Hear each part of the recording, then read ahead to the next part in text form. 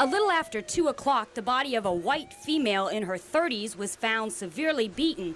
She was found in the woods behind P&Q's pool hall off Shipyard Boulevard. The woman has been identified as a Wilmington woman, but her name is being withheld until relatives are notified.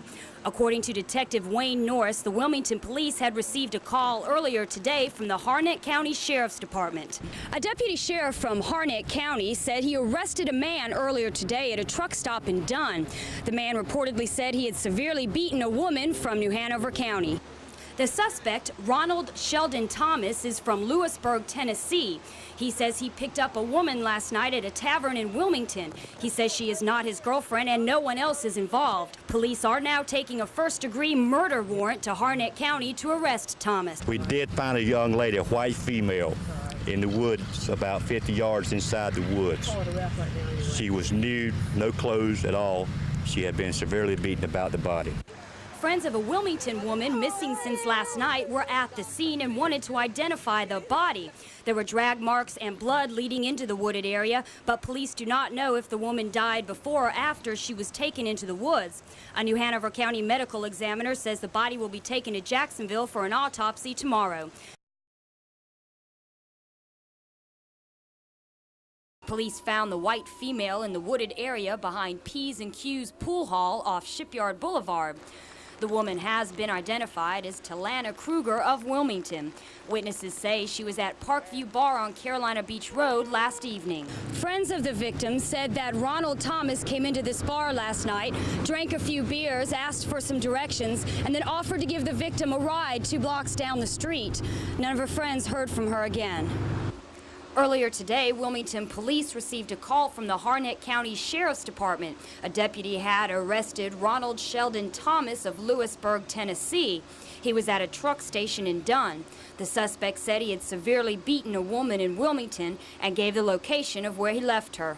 Police found drag marks and blood that led to the body. They don't know whether she died before or after she was taken into the woods. An autopsy will be performed later in Jacksonville. Police are taking a first-degree murder warrant to Harnett County to arrest Thomas. He will be held in the New Hanover County Jail. Linda Yoakum, WECT News Center.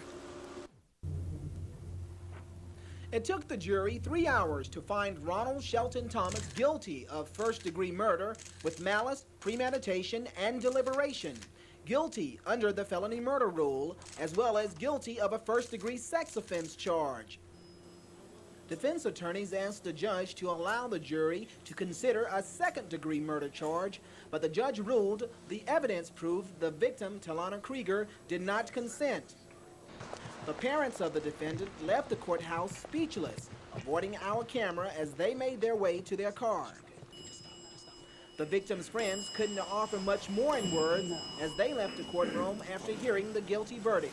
Wanda, how do you feel? Good. How about you? How do you feel about it? Good. How do y'all feel about it? Great. Now that the jury has reached a verdict in this case, its job is only half done. Now it must decide if Ronald Thomas will spend the rest of his life behind bars or sentenced to die. Carl McCoy, WECT News Center. This has been labeled by some as one of the most gruesome murders ever in the Wilmington area. Reporter Carl McCoy has been following the trial, and he's standing by now at the New Hanover County Judicial Building. Carl, has the verdict been reached yet? Francis, the jury is still out as we speak. The jury began deliberating in this murder case around 3:30 this evening. During closing arguments this morning, the state asked the jury to return a guilty verdict on the first-degree murder charge, as well as a guilty verdict on the first-degree sex offense charge. The state stated that if someone wants someone to get help who has been hurt, they take them to the hospital for help. But if someone is hurt and you want them to die, you take them to the woods. And that's what the defendant did the night he disemboweled Talana Krueger.